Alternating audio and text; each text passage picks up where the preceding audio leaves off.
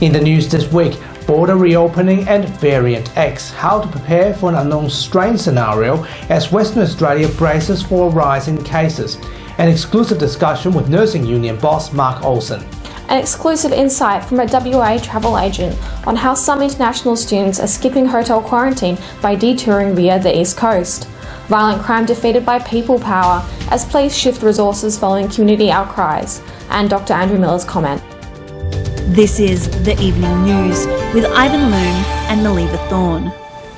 Good evening. As WA prepares to drop its borders on the 3rd of March, questions have been raised about whether the border policy consideration includes the unknown mutant factor, the variant X scenario. Australian Nursing Union boss Mark Olsen joins us this weekend for an exclusive discussion on what we can do to prevent unknown mutants as Western Australia braces for border reopening in less than 2 weeks.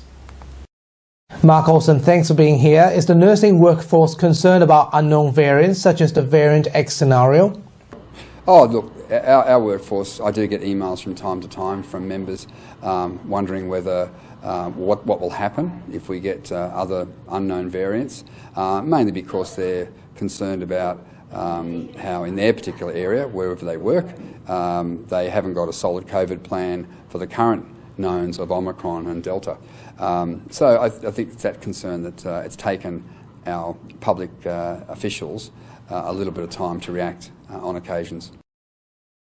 How do we prepare WA's nursing workforce for the unknown variant scenarios? All we can do is make sure they have the resources required so that when they do get asked to go above and beyond, they're not coming from a position of being burnt out, which is the case at the moment. So how ready are we when it comes to unknown variants? Oh, look, I think that my focus and the focus of our members is on dealing with the knowns, and with Omicron coming, we know that it can have a devastating effect on our healthcare system. I think if we do have, I think it's widely accepted there will be other variants. We can only hope that they become less and less virulent and pose less of a risk to the population, but we just don't know. With the border dropping, how should upcoming policies be considered so we can be ready for the possibility of new variants on our public health system?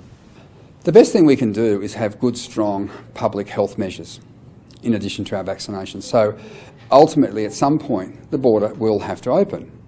And it's not the debate shouldn't be about the date the border opens. The debate should be, are we prepared? Are we ready to go for that border to be opening? And it's not just about third dose vaccination rates. It's not just about overall vaccination rates and where the kids are up to. It's also about sufficient public health measures, and is our hospital going to be ready for the extra 300 to 500 or more patients it's going to see admitted as a direct result of the Omicron surge.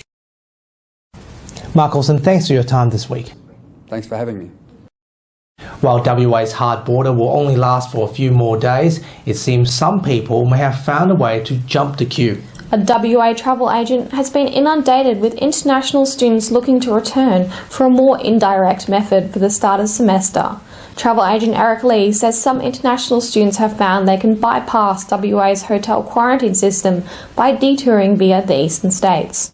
At the moment, since our WA government have changed their mind, not open the 5th of February, our border has still remained closed, international border. And a lot of, all of a sudden, all the international arrival will have to go via Sydney, Melbourne or Brisbane. And the main reason being because we are still under the international cap arrival 530 weekly basis. But if they are redirecting their flight, which is they are just detouring via East Coast, and they will be treated as domestic arrival straight away. And obviously they can skip hotel quarantine and go straight home for their own 7 days home isolations. Working in the travel industry, do you think that that the ability to stop in other cities and then come in and quarantine for 1 week defeats the purpose of having a hard border or of doing hotel quarantine?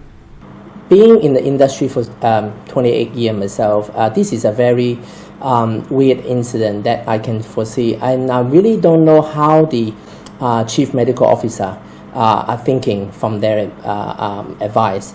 Because if the international arrival will have go to hotel quarantine for 7 days, and what is the purpose of detouring everybody to go via East Coast to come in?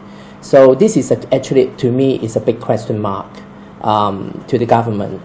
But then obviously they have their own reason to do that. But then being a civilian, and we just got to follow whatever the government advice. Do you think it would be better for business if everyone, including international arrivals coming straight to Perth, could just follow the seven-day quarantine? Yeah, I think the best practice would be treat everybody the same. Don't discriminate international or domestic arrival. Basically, we are in the COVID world, and I don't really see the risk from international is higher than those people coming from the East. And honestly speaking, I think a lot of international countries are very worrying about Australians going to their country instead. That is my view. WA hospitals have changed their alert settings, improving their readiness to handle the growing number of Omicron cases in the state. Hospitals have moved to a full amber alert to protect health workers and patients. The move backed by WA's top doctor, while McGowan says it's nothing to worry about.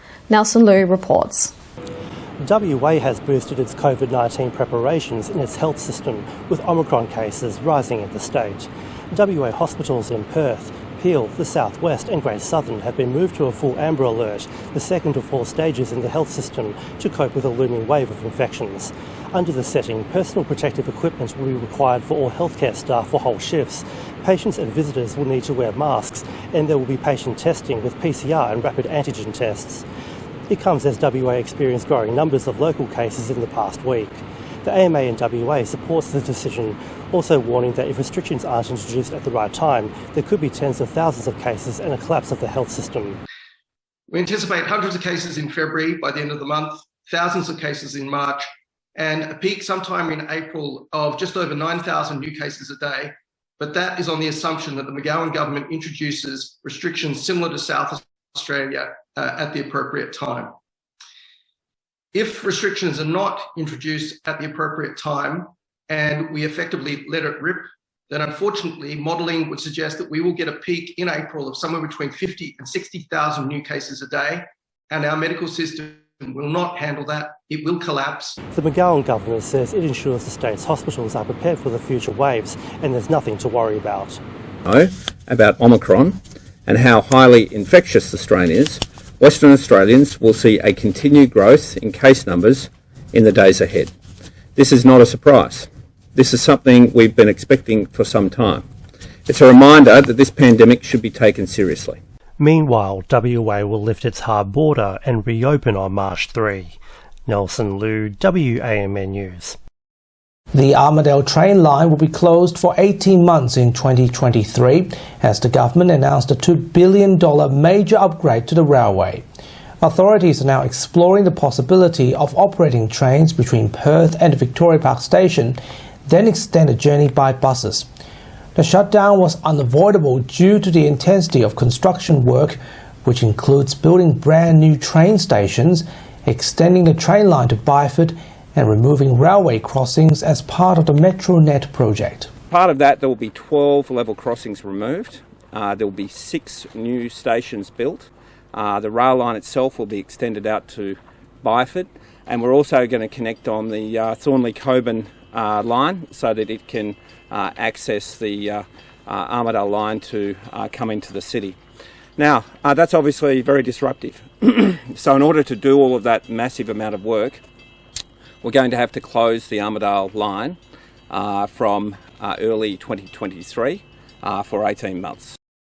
A plan to address violent crime in WA's north is underway as the government announced a move to send extra resources into the region following community outcry. Local politicians held forums in several towns in the past few days, attracting hundreds of residents.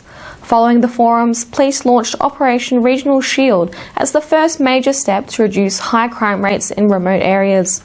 Liberal MLC for the mining and pastoral regions, Neil Thompson, says people power has motivated change, but also stressed that it won't be an overnight solution.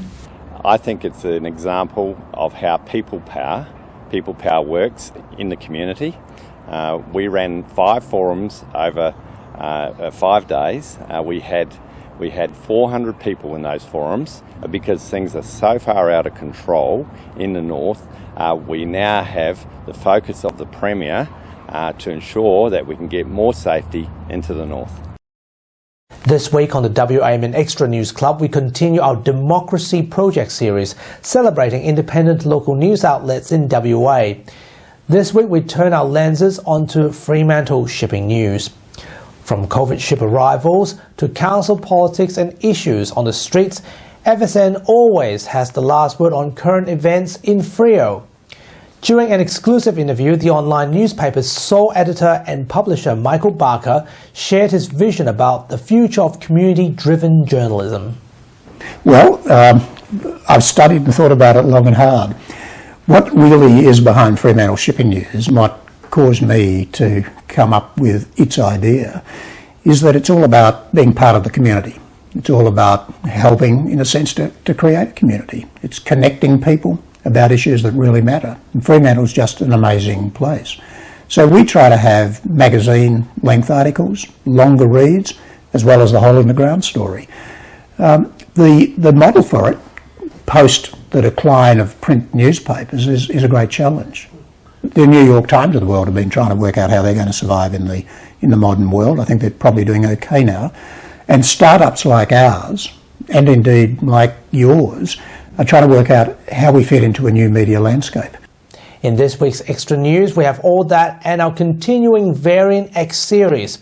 You can subscribe to WAMN Extra News Club on the link in the description and support independent journalism.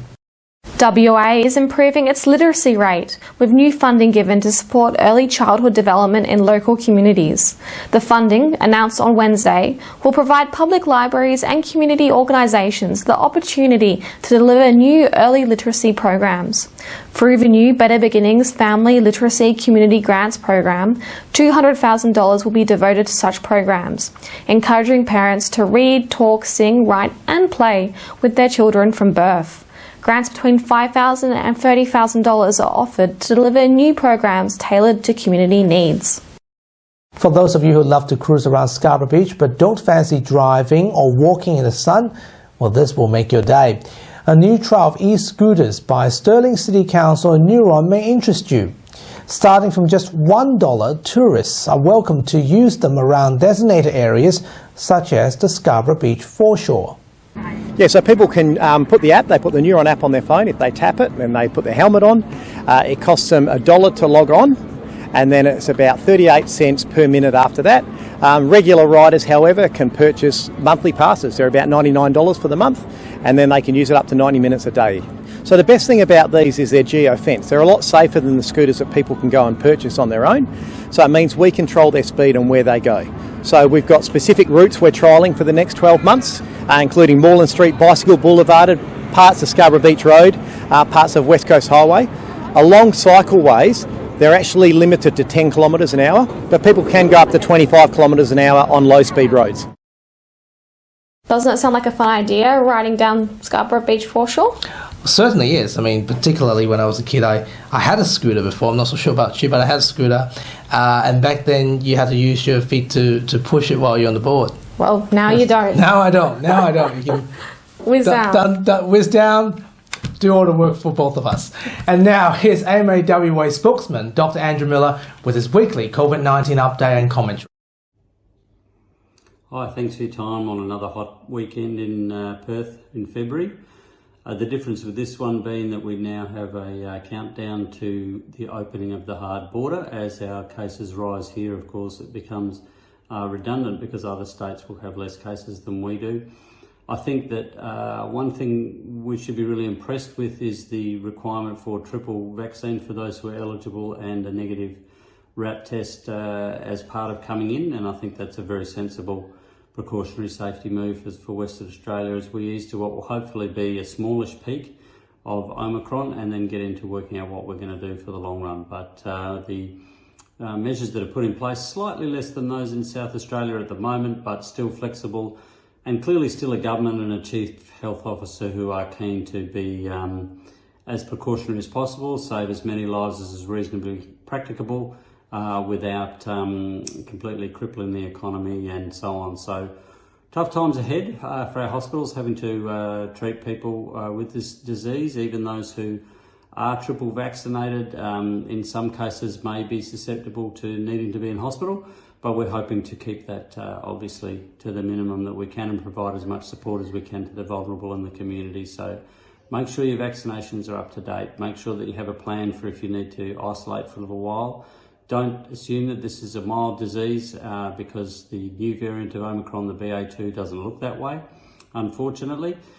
We have to take a reality pill along with a little bit of excitement that there's a slight easing of the breath as we see people who really need to come and go from the state can do that with relative ease now. So stay safe and hope to see you soon. Thank you. That's Dr. Andrew Miller. Here is Leo with what's coming up on 6 News tonight. Thanks, guys. Today on 6 News, breaking news. A weekend of relaxed restrictions ends here in Victoria. QR codes in many places dumped and density limits for hospitality and entertainment venues scrapped by the state government. But some say more rules need to be eased and sooner. Plus, the Darwin bombing remembered 80 years on. Commemorations held to look back on the day that saw over 200 people killed and 400 wounded in what was the largest single attack ever mounted by a foreign power on Australia. The clean-up continues after Storm Enos batters the UK, tearing down trees, rooftops, causing chaos for planes and leaving multiple people dead after a rare red warning was issued. You can see full details on those stories and plenty more by heading to our YouTube channel. Just search 6 News Australia to find us, or our website 6newsau.com. For now, guys, it's back to you. Thanks, Leo. And that's our weekly news and current affairs. We have the latest news on our website, wamnnews.com.au. From Melly and myself, we wish you good health, good night. See you next Sunday. Thanks for watching.